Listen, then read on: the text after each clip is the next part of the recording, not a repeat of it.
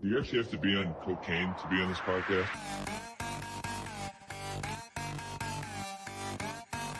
It's a great day to be a Wildcat!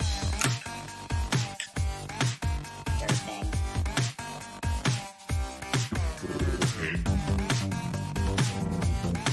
Surfing.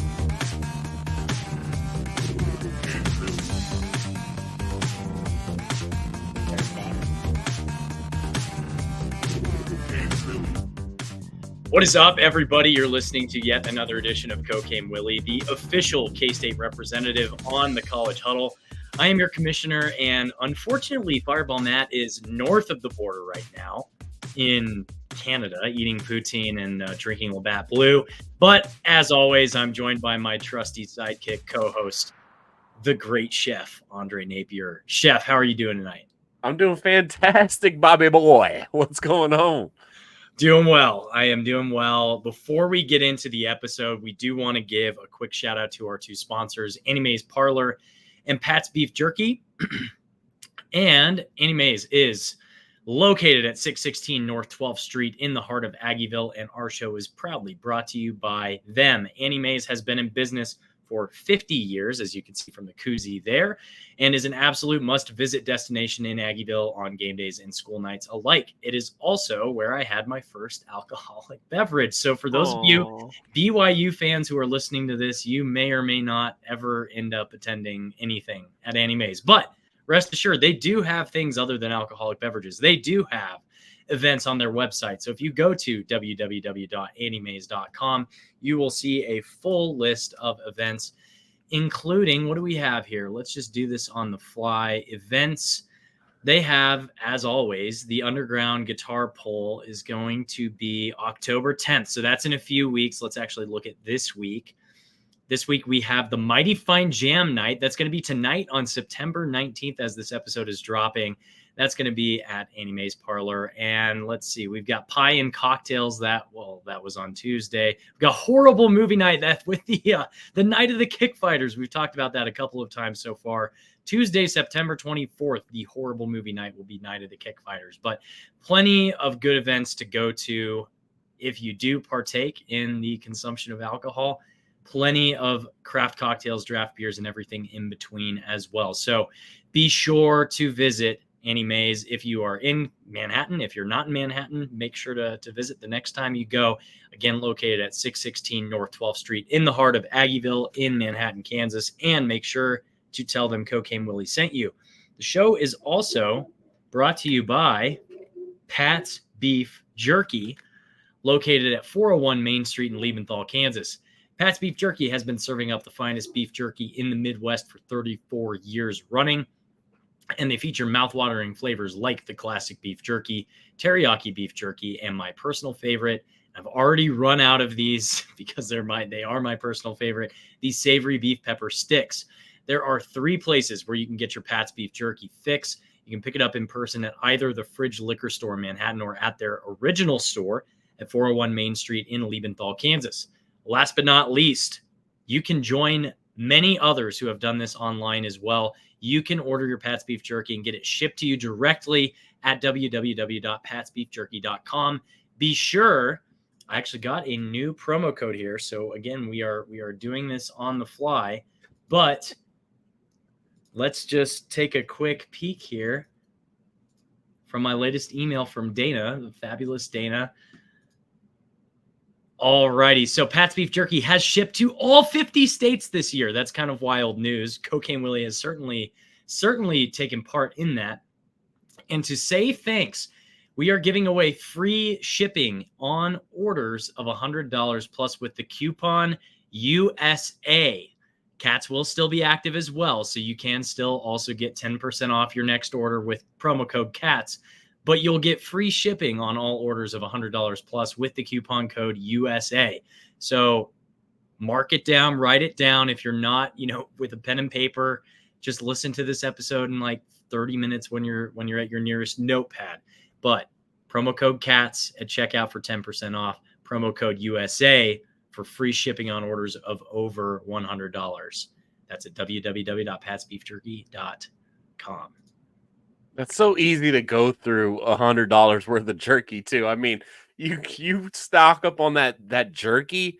I mean, that will last you for a while, but realistically, once you get your hands on it, dude, I'm munching through that jerky so fast. Yes. It goes. I go through it super quickly. Again, those pepper sticks, they're just so good, dude. It's like Throw them in my lunch. That's the highlight of my day. When I get that meat stick, dude, I'm pumped. if you like Slim Jim, these beef Into pepper it. sticks are like 12 times better than a Slim Jim. Yeah, And that's not an exaggeration either. Well, Chef, I've got good news and bad news. The good news is bag boy. Both you and Matt went 5-0 last week. Oh my god, dude. The bad news bad is news. we got to be Spicy Bob in a bag again. I feel like a walking taco inside of this thing. It's so egregious. I hate being in here, but because you went 5-0 last week, I will let you go through your locks that you had from last week. Tell everybody what you hit on, and then we'll get to Matt's here in a second. Yeah, no doubt. I mean, a 5-0 week, very rare. It's even more rare that me and Matt share the same week of going 5-0. If you would have put this parlay together of me and Matt's picks, like Matt said in the text message thread, we'd be rich people. It was a great week for me. University of Cincinnati over Miami of Ohio. They had to win that game. That's crazy if you lose to Miami of Ohio, an 0-1 team. They got redemption back from last year when they lost to Miami of Ohio.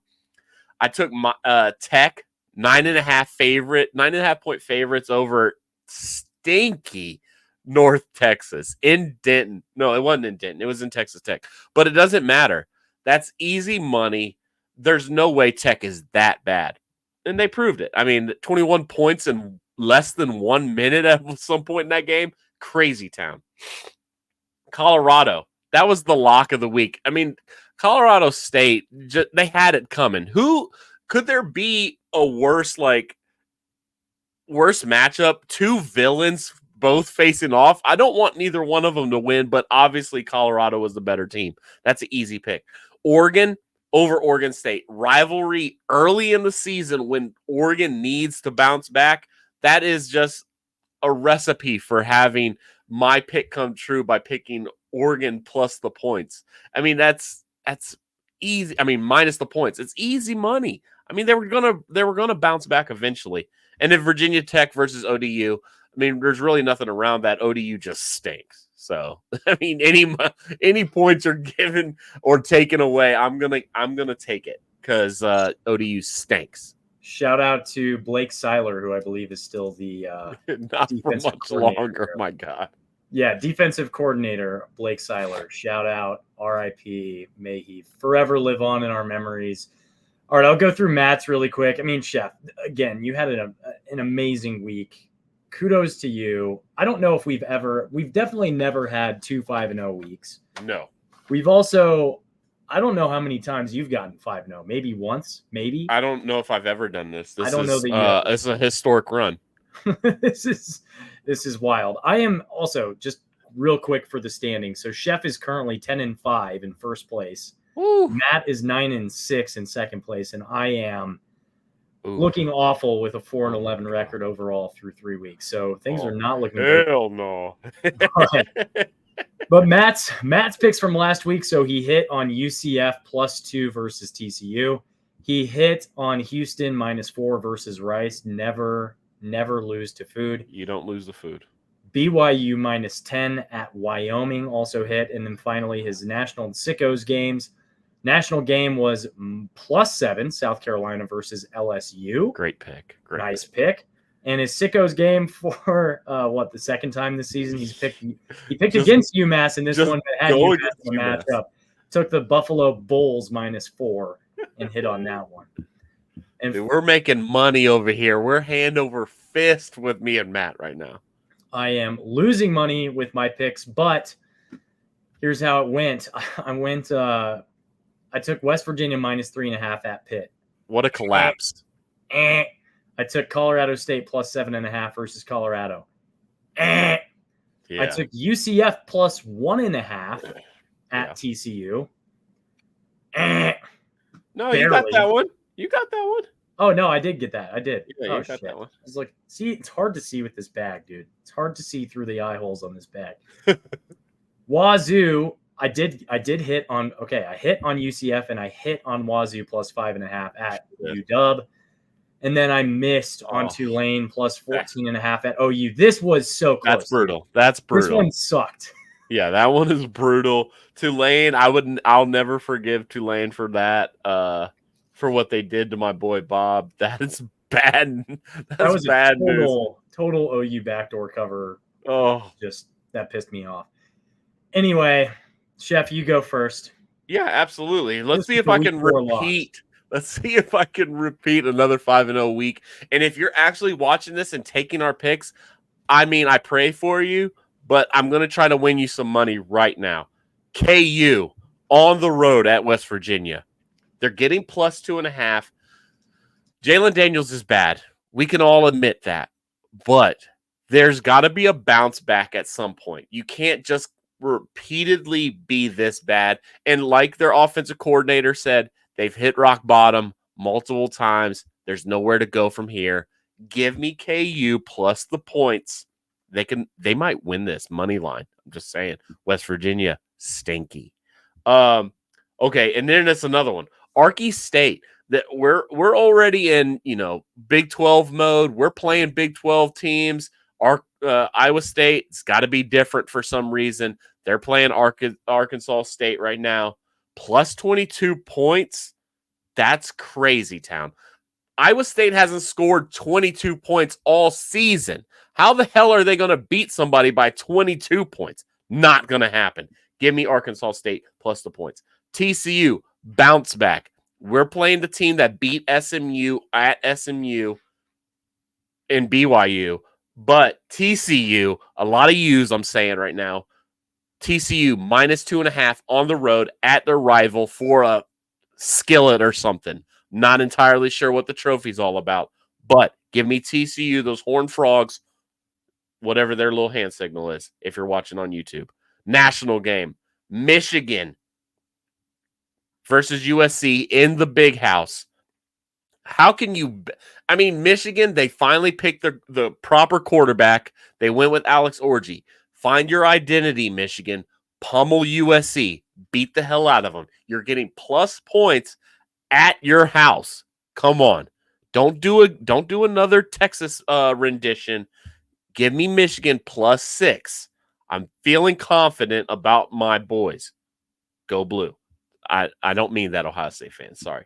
Sicko game. This is gonna throw people for a loop, but I'm going to the SEC for a sicko game, and you've got to be a real sick yes, you've got to be a real sick bastard to watch Florida at Mississippi State. Mississippi State just got beat by Toledo at home. Oh, are you kidding me? Florida, my cousin. Billy Napier, come on, brother. You're about to be out of a job. You're minus 6 points on the road. I hope you're playing DJ Lagway. Figure it out. But I got Florida minus the points on the road. Mississippi State, stinky. So give me Florida. Sicko game in the SEC. I love it. That might be the first time we've had a sicko game in the SEC as well. But this one definitely qualifies because Mississippi State is dog shit and Florida might be worse, but not according to you. Not according to you. Will the home field advantage work in Stark Vegas? It remains to be seen. Those cowbells are dying. All right, I'll go ahead and read out Matt's real quick since he's not here, but he had a 5-0 week, so he gets to go before I do. Matt has, for his Big 12 games, Cincinnati minus 3.5 versus the University of Houston Cougars, the other Cougars in the Big 12. I considered picking this, but I didn't want to have two of my picks be this, or I didn't want 3 of my picks to be the same as Matt's. So I didn't go with this one, but I think this one makes sense. Cincinnati has certainly been better to date so far this season than Houston has. Not that they've been any good, but I agree. I think Houston's worse, not by much, but by a sliver. Oklahoma State, he's got +2 versus Utah. I like this pick. This is similar to my pick that I have later. I just have a slightly different line on it. He got a better odds than I did on this one, but Okie State +2 versus the Fighting Cam Risings. And then finally, he has Tech -3 at home versus the Arizona State Sun Devils. That boy's brave. I don't know about this one. Arizona State might be the hottest team in the Big 12 right now. Undefeated. They're undefeated. Undefeated ASU team coming off of wins against Wyoming, Texas State, a very salty Texas State team, and a Mississippi State team that you think is going to lose to Florida. They are bad, but that is an SEC win for Arizona State, and Tech has proved nothing. They beat they'll they might have 100 points in a matchup altogether against Abilene Christian. They might have shot their load versus freaking North Texas, so they might not have anything left in the chamber for Arizona State. Yeah, I don't like that pick at all. So Matt, I hope you lose that one. I also hope you lose this one because I hate the teams involved. Well, primarily the team you picked. For his national game of the week, he picked the Nebraska Cornsuckers -8 versus Illinois' FamILLy, the Illinois Fighting Illini. Illinois might be hotter than. Are they hotter than Arizona State? They're playing good. They got a good win over what we thought was a good KU team, but that line just scares me. -8. I could see this being a 1-possession game. 8 points is a little tough for me to take. I would have, if it was like a 6.5 or a 7, I would take it. But they got to beat them by a 2-point conversion. That's going to be tough. Yeah, I don't see that happening. But again, he's the one picking, not me. Sicko's game, he has Army -5 versus Rice. I also took this game, but I got it at 5.5. So we both took Army in this one. The takeaway here, though, is Army is 2-0. Yeah, they are. Rice lost to Sam Houston State and someone else, not great. So I would not trust Rice at all. We picked it last week. Yeah, they lost to Houston. Yeah, Rice did, and I don't remember what they had a game last week, didn't they? I'm not sure who they played last week, but you just don't lose the food. That was Houston. Yeah, you just don't lose the food. That's the main objective of anybody playing Rice. Don't lose the food. You don't lose to food. So we both have that one. I'll go ahead and kick it now. Bag boy coming in hot. So similar pick to Matt. I have the Oklahoma State Cowpokes +1.5 versus the Utah Utes. The bettors in Vegas seem to be pretty much clear that Cam Rising's playing in this game. It seems like Cam Rising's been announced to be the starter in this game. I'll believe it when I see it. I saw that fake tweet that said he had a tetanus. Who knows? Who knows? I'm not speculating, but I don't know. The Pokes look pretty salty, and Utah's on the road in their first road environment in the Big 12. I'm going to go with the home team in that one. TCU. I've got TCU -2.5, similar to Chef in the quest, the fight for the iron skillet, whatever they call it.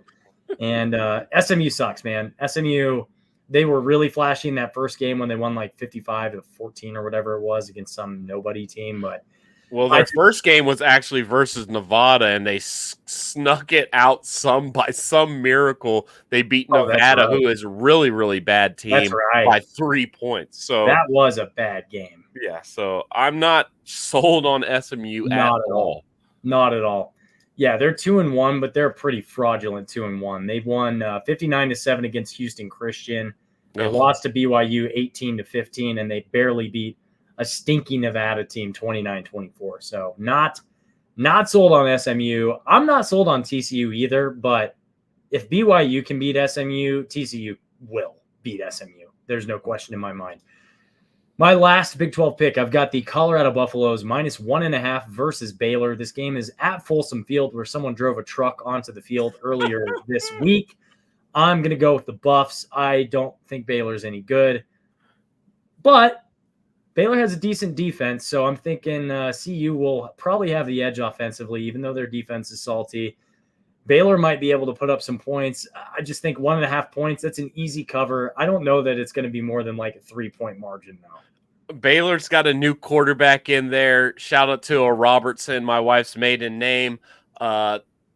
The thing I'll say about that is I hate it for my fantasy team, but I think Baylor might have made the right choice by going with a different quarterback because DeQuan Finn is literally a walking turnover. I've never seen anything like it. Pretty brutal. For my national game, I've picked OU or games that OU is involved in 2 weeks in a row. I'm going to continue to fade Oklahoma. I'm going with the Tennessee Volunteers -6.5 at OU. If you'll remember 2 weeks ago, right, they played NC State on the road. I believe Fireball Matt picked NC State in that matchup, and Tennessee boat raced NC State. It wasn't even remotely close.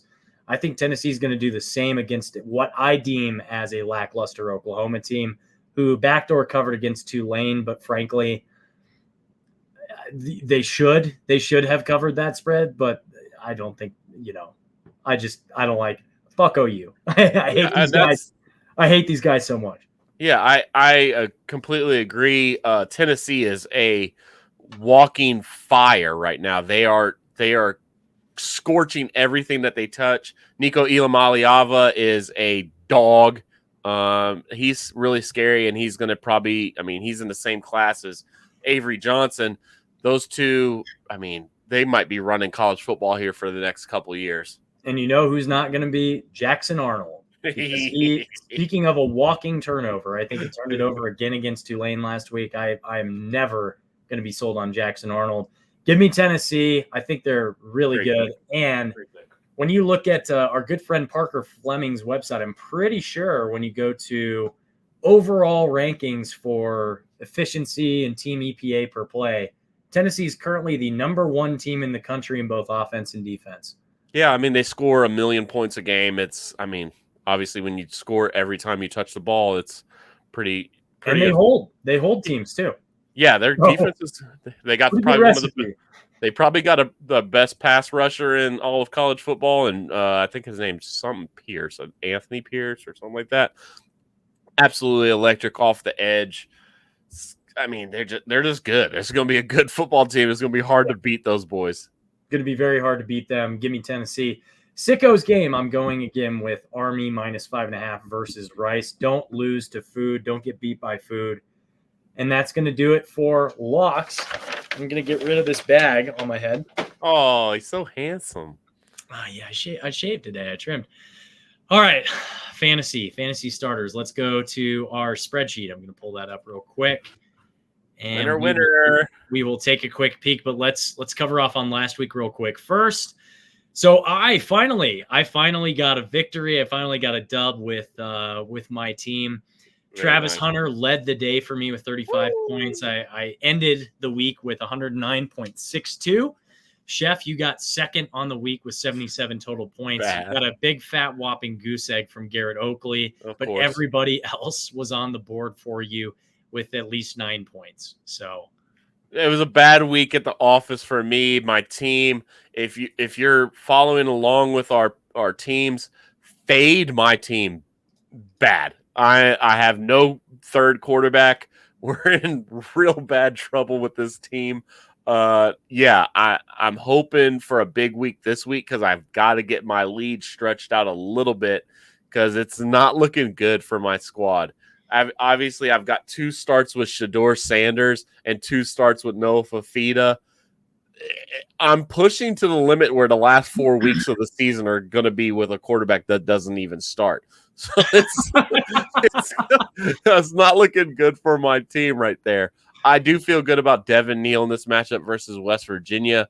And luckily, Iowa State is playing a nobody in Arkansas State. So Jalen Noel should be able to do work. Remind me again, though, this week Iowa State is playing Arkansas State, correct? Yes. Last week, Matt thought that Iowa State was playing Arkansas State, so he decided to start Jaden Higgins, which Because he started Jaden Higgins, that led to him getting a whopping 53.94 points and finishing in last place last week because he had an entire player not play because they were not slated to play last week. What a doofus. Everybody point and laugh at him. If you're watching this, message Fireball Matt Marchesini on Twitter and, just put the letters D and P in his mentions. That would be pretty funny. Please, yes. Okay. Call to action for those of you listening, watching, whatever. Shoot a DM or reply to Fireball Matt's latest tweet and say DNP. Nothing else. Let's just bomb this guy. Sorry, I didn't mean to interrupt, but I couldn't let him slide. You absolutely can. I went through my whole team. Cole Taylor, West Virginia. I mean, I cannot, in good fashion and good heart, put Garrett Oakley back out there. It's just not a good business decision by me if I put Garrett Oakley back out there until he proves that he's going to be part of the offense. I got to go with Cole Taylor and in Oklahoma State's defense. Hopefully, maybe the reports aren't true and Cam Rising's not 100% and Oklahoma State can flourish. I hope you're right about that. So based on last week, I did think Cam Scatterbo didn't have the best game on the planet as far as total yards. Oh, he'll get in the end zone, though. He had two tuds rushing and none receiving, but 21 total yards receiving, 62 yards rushing.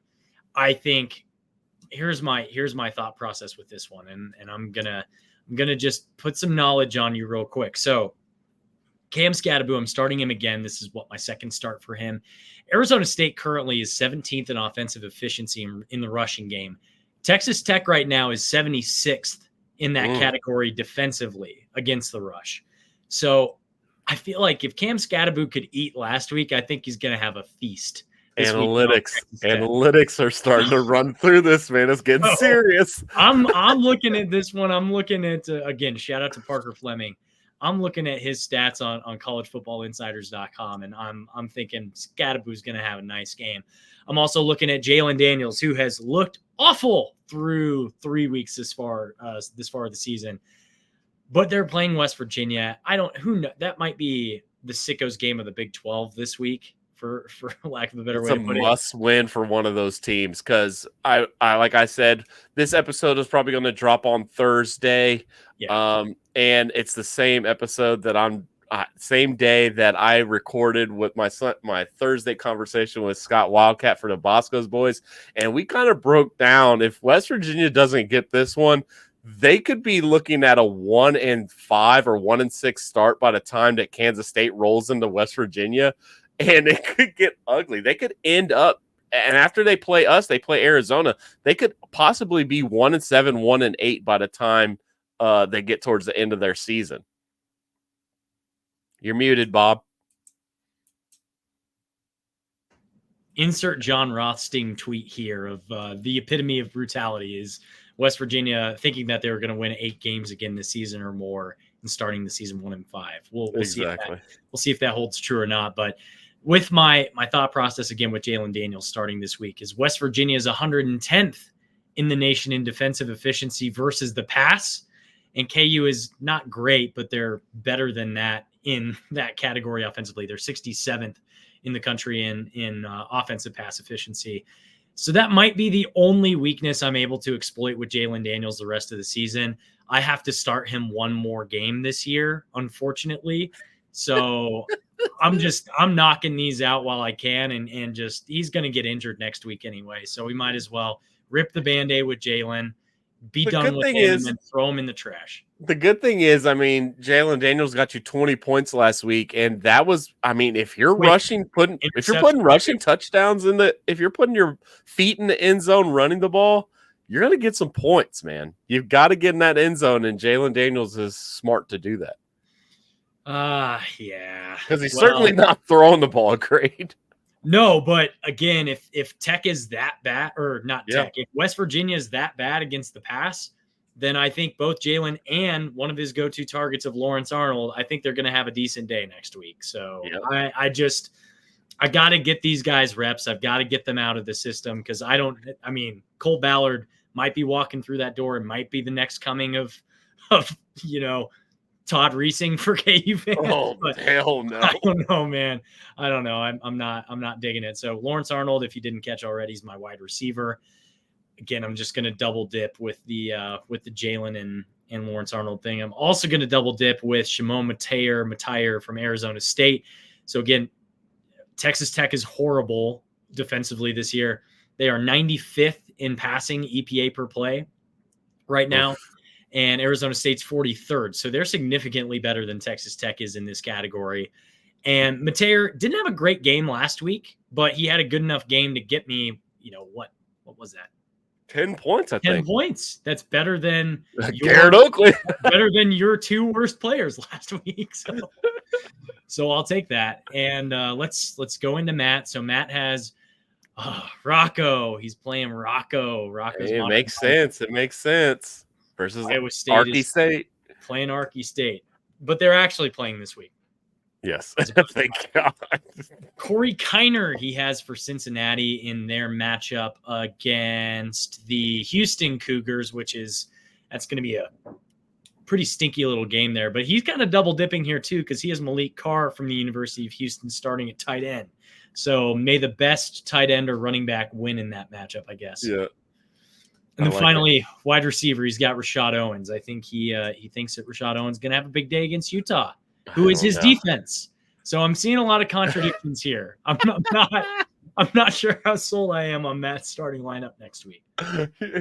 He's gonna be banging himself against the head if Rashad Owens gets in the end zone because it's gonna be hurting his defense.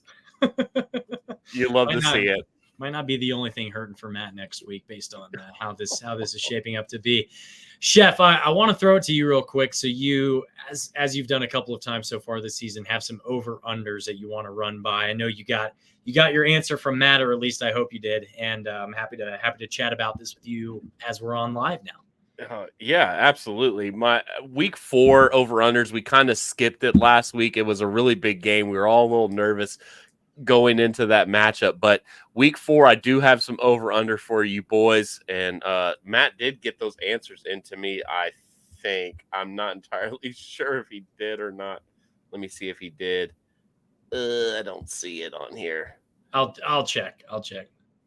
I'm not entirely sure, but we can always talk about it. Not seeing it. No, I'm not seeing it either. But what my questions were, over under, Dante Cephas has been kind of the bane of every K-State fan's existence right now. He's underperformed, but he did get his first catch last week for 1 catch for 9 yards. So I'm going to set his catches at over under 1.5.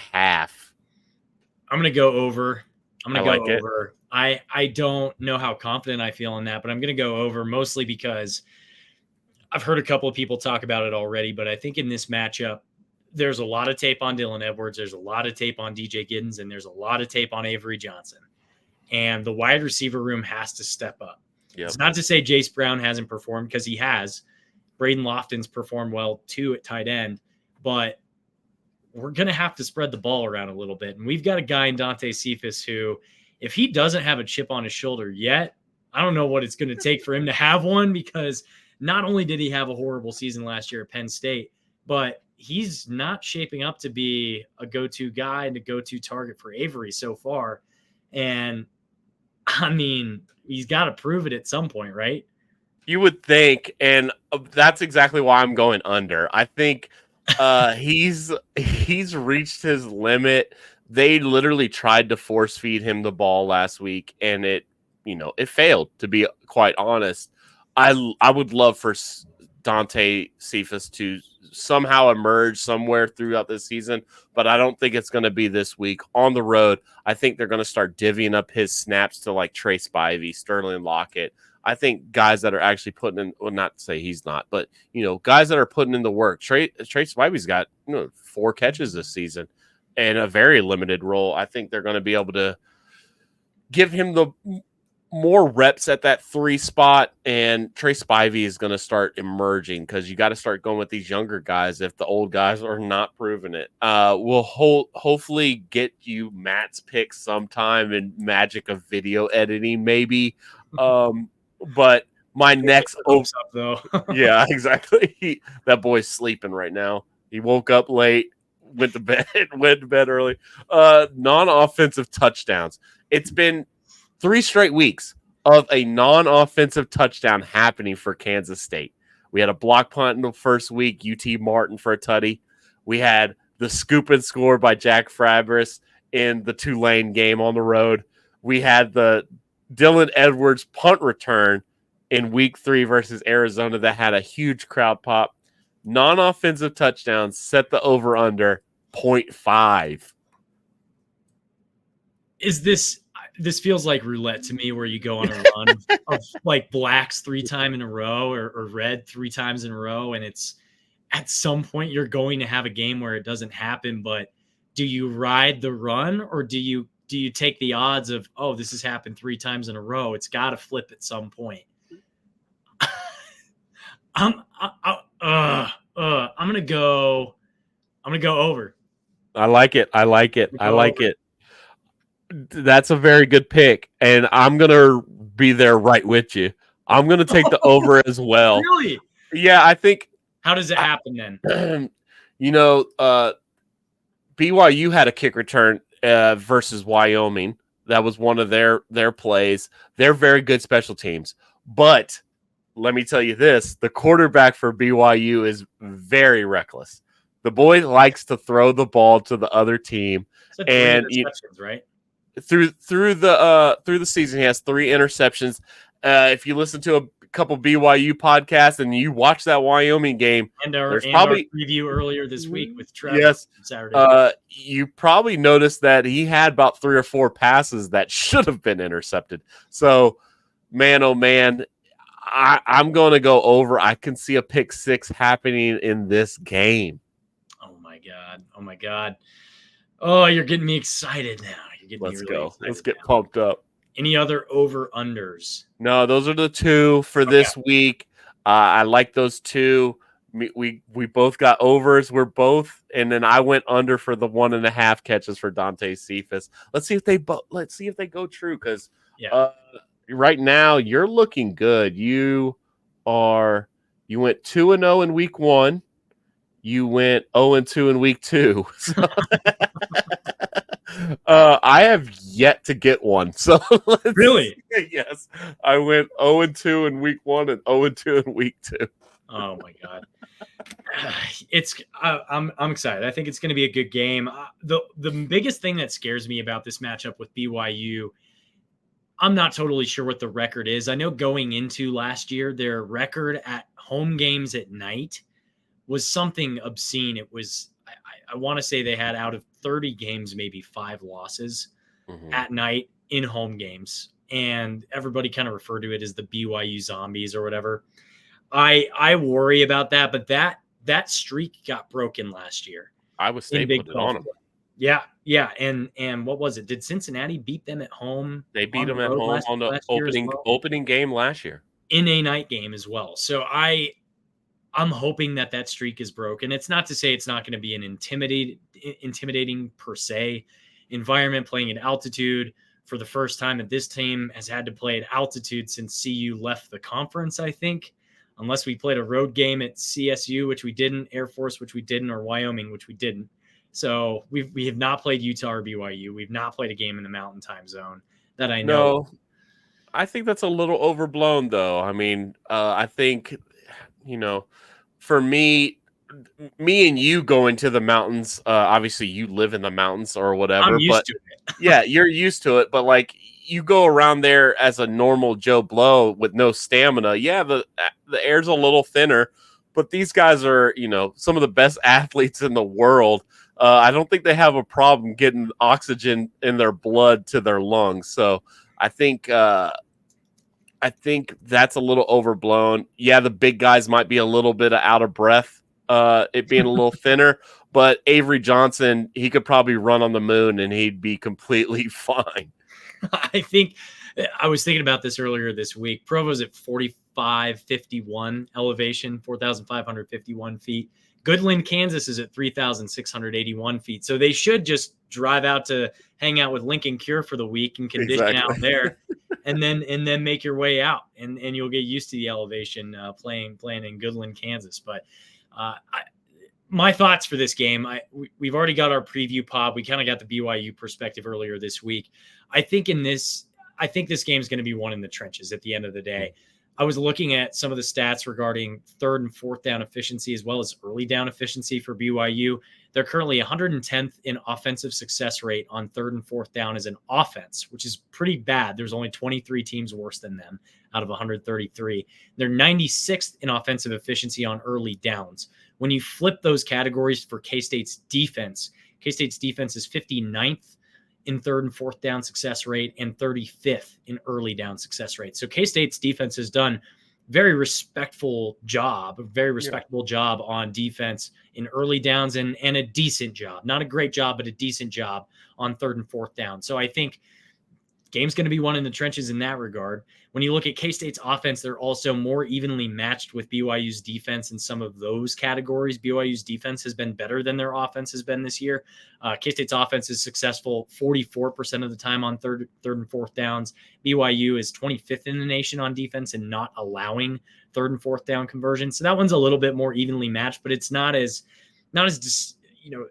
as big of a discrepancy as it is for K-State's offense versus BYU's defense. And I think that works in K-State's advantage for sure. Yeah, I mean, it's a glaring fact that BYU is absolutely terrible on third down. And a lot of it has to do with strategy by their head coach. What's his name? Kalani Sitake. He's a very aggressive head coach, and he has a very aggressive play style from his offense.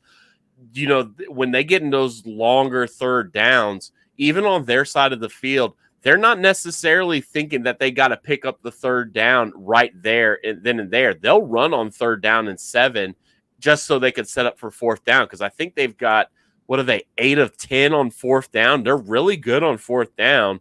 They're about 80% on fourth down, but they are somewhere near the below 30% on third down percentage, which is really, really bad.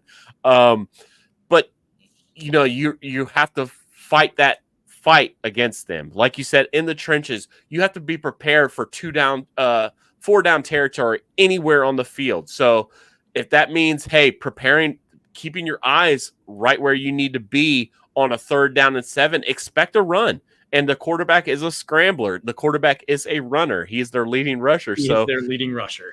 So you have to be prepared for that they might go for fourth down anywhere. Those are going to be as a fan perspective, those are going to be the roller coasters that we're going to have to deal with going against BYU. They're going to go for it on fourth down. So prepare your heart. For sure. One of the last things that stood out to me, again, looking at collegefootballinsiders.com, they are very good against dropbacks, and teams are only successful against their defense when dropping back to pass 30.2% of the time. Our offense averages right now about 40.9% success rate, but if their defense, if that battle goes more towards them, that's going to put a lot of pressure on Avery when the pocket collapses to then go out and cook like he did last week. Go out and when that pocket collapses, breaks down, go out and get first downs off of those broken pocket types of plays. So I think last week was a good sign for heading into this week, knowing that Avery has done that his entire career, but specifically last week had his first 100+ yard rushing game. We're going to need to rely on that, especially if these guys have a ton of film on DJ and Dylan. I think it's going to be important to leverage Avery there when those situations do arise. So I think if their defense is going to have some sort of an advantage, it's going to be pressuring during those passing situations, trying to force Avery out of the pocket and force him to go cook and get yards. I think the thing is, if you're listening to how the BYU players are talking, the coaches are talking during their player interviews, their mission is not necessarily to scream at Avery Johnson with their hair on fire. It is to stay in their lanes and try to force him to step into sacks. Avery Johnson, I think, is going to have to throw the ball from the pocket and complete passes. That's more reliant on his skilled positions outside. If that means checking it down to DJ, checking it to Dylan Edwards, then so be it. But I don't know if the players on the BYU side are going to let Avery just scramble out of the pocket and just throw off platform and all that stuff. I think they're going to want to try to make him a pocket passer, and that could bite them in the end if the wide receivers are cooking. If Jace Brown finds his way in the back end, we know that Avery can get the ball to him. It's just a matter of if the skill positions can create that separation. I'm feeling really good about this matchup. I think it's going to be a defensive matchup. Just like you said, I think it's going to be one in the trenches. Our O-line finally gave up their first sacks last week, but I think a lot of that had to do with Avery stepping into a lot of those sacks and his skill position players not helping him out. But I think like the defensive players had coming to Jesus moment from that Tulane game, I think the wide receivers and some of those players had a little talking to and from that Arizona game, and they're going to step up their game to help out our boy Avery and the guys that have been putting in work for this offense. Would you hit the over or the under on this one? Currently, I'm seeing on ESPN Bet, it's 47.5. It feels like Vegas is leaning. This is going to be a defensive matchup. K-State right now is favored by 6.5, 7.5 points, depending on where you're looking. Yeah, I think it opened at 7.5, and I think the opening line started at 47.5. I think that moved up to 49.5. I haven't looked in a little bit, but yeah, I'm with my score prediction, which you heard on the live show this earlier this week. I'm going 31-20, so I think it's right around that 51 point mark. It's gonna be a tough matchup, but I feel like the Cats are gonna be able to get it done. I hope the Cats are able to get it done. We're all going to be waiting and anticipating this very, very late game that's happening. I'm going to be in your time zone, Chef. I'm going to be in Atlanta for the Chiefs game this weekend. So it's going to be kicking off at 10:30 Eastern time. Yep. We'll have our pajamas on and we'll be texting in the group chat trying to keep our eyes open. Shout out to a friend of the show, my homie, Alex Barr. I'm going to be drinking espresso martinis on his couch, watching that matchup. But that's going to do it for us today. Once again, we're going to shout out our sponsors, Pat's Beef Jerky and Annie Mae's Parlor. Remember to visit patsbeefjerky.com and use the promo code CATS for 10% off your next order, or promo code USA for free shipping on any order over $100. Additionally, we are the K-State representative on the College Huddle, as well as Trevor from Saturday's Warrior is the BYU representative for the College Huddle. Check out the College Huddle at thecollegehuddle.com and follow them on social media at College Huddle. Last but not least, you can follow our show at Cocaine Willie on YouTube, TikTok, Twitter, or Instagram, or you can follow us individually. I'm at Bob Trollsby. Chef is at Chef Andre Napier, and Fireball Matt is at Matt Marchesini. Chef.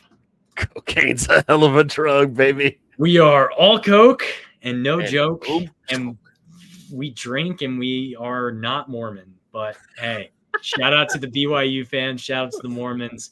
Very, very nice people. We've enjoyed having you this week. Wildcat Country. Let's ride. Let's ride.